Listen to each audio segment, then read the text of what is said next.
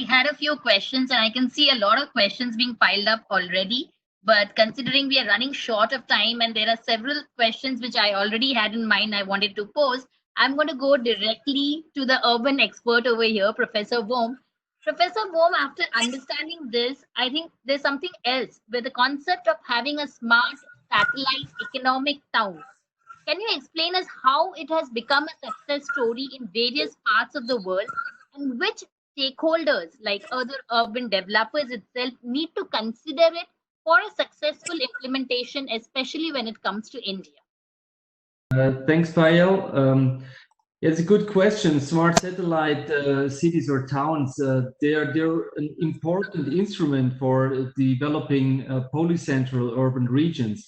So you can see some quite good examples here in mainland Europe, and I would say whole Europe is kind of a smart satellite town. History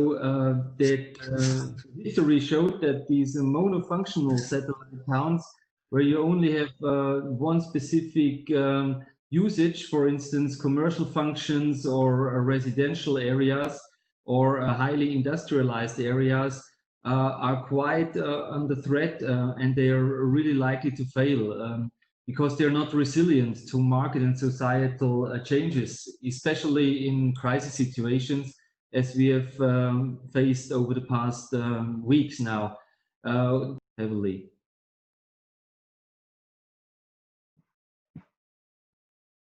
Thank you, Professor Bohm. With that, actually, I'm going to go back to Andreas, actually. Andreas, I'm going to club two questions, actually, for you, and I ask you at this stage about explaining the projects which you have in India. And in light of that, I'm also going to take up one of the questions which have been posed by the audience about the fact whether this 2000-watt smart city talks about whether it deals with redevelopment of inner cities as well as old core areas of the cities with dilapidated and dense fabric. If you could club both your questions and answer over here.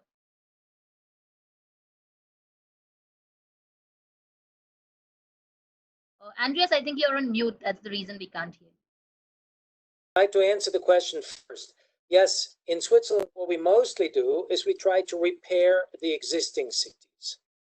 So the 2000-watt smart city idea is not only a greenfield project, but it's also a brownfield project. The difficulty of brownfield projects is by far bigger than in greenfield, because in a greenfield we can start baggage from the past. So what we do in Switzerland is small steps in existing cities. What we're trying in India is, on the contrary, actually a green field development. In order to become a successful 2000-watt smart township, you don't only want to build buildings. You need to have a vibrant life in these towns. How do you get that? Now, the residents must have ample work, otherwise they commute to the next town. Children must find good schools, otherwise they have to be bused to the next town. The community must function well, otherwise it's dead and boring. And the community must get good care and comfort. And all of that has not much to do with density or building or construction or concrete, but it's a prerequisite. Now, I have talked about the vibrant life, but the vibrant life needs a shell. So what we came up with is a model township. We take 1 square kilometer of land on which we build a township which is carbon neutral for 20,000 people. But we don't start with the construction of buildings. We start with planting trees. We need trees for fresh air, for food, because it takes time. And only at the end do we really build the township. And one of the questions I've seen on Q&A is, how much does that cost? Well, it's not like buying a banana. You can ask easily, how much does it cost? In Switzerland, about 100 times of what it costs in India. Well, in towns, it's a little bit like that too. India is less expensive. We had our calculation people look after that very carefully.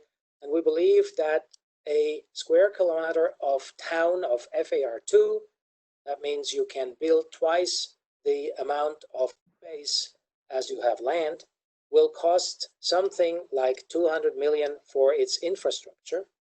And if sold in pieces and parcels, in blocks, between roads and avenues, you can, and the life cycle costs, they are even less expensive than the usual sprawl. Imagine the following. In Indian setup, several ones of the more affluent states are ready for 2,000 watt smart cities, where you can see people drive around in BMWs or Mercedes limousine. You are in the perfect setup with a high potential. These people drive a BMW, Mercedes. They want sustainable comfort in their cars, in their homes, and in their cities. And it's not a question of the money is not here. The money is here because the market is here. So that brings me to Pune is one of these places that have a very strong market. And if you look at the next slide, you can see we have been offered by Vikram Kumar and his crew 16 sites around Pune, around the ring road. And we were able to select 3 of them, 2 of them in prime time, third one a little bit later. And these 3 areas represent exactly what Vikram has told us earlier. It's IT country, it's manufacturing country, and the third one is medical city country. These places will become drivers for a lot of economy, for a lot of workplaces, a lot of schools, a lot of fun in life. Actually, go back. I have a question for Mr. Kumar over here, because you have ended on a very interesting note as to how the amount of land which we have already got from the PMRDA. With that, I actually want to ask Mr. Vikram Kumar that what is PMRDA's support going to be? Is it going to be up only with respect to the land, or what extra support can the government provide? And what expectations do we have? Smart cities. This set of new rules again will have to be framed and approved by PMRDA. Third, we have to take a lot of government approvals also, like environment approvals, etc. That also will come to PMRDA for approval and all. But most importantly, we, along with 2000 Smart Cities Society, will work together in designing, in development, in marketing, and making these cities run in future. We already have signed a memorandum with them, memorandum of understanding, according to which we have shared our responsibilities and we are working for that.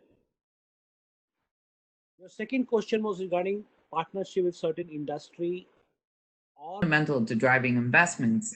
So insurance can be a powerful tool in stimulating sufficient risk transfer solutions and investment in critical infrastructures.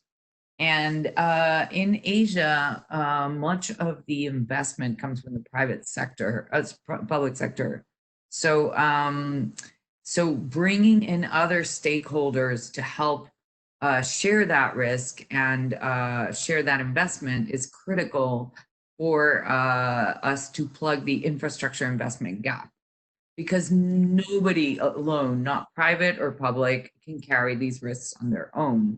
And so reinsurance industries combine risk knowledge, the data, global data, and risk transfer solutions can help drive the sustainable insurance solutions that are fundamental for infrastructure investment. And if you go to the next slide, so for us, what's really important is 2 things. One is bringing together the right stakeholders. So that's very important. And what we want to do, so traditionally, risk transfer would happen at the end of a project, and it would be quite fractured. So there would be a construction cover, and there would be an engineering cover, and there would be a trade cover, and there would be a business interruption cover. Now what we're trying to do is really bring all the stakeholders together, move it upstream. So move the point of sale upstream to when the project is being designed and devised, and then create a kind of fund with institutional investors and partners that can help bring better economics and better de-risking of projects to the whole endeavor.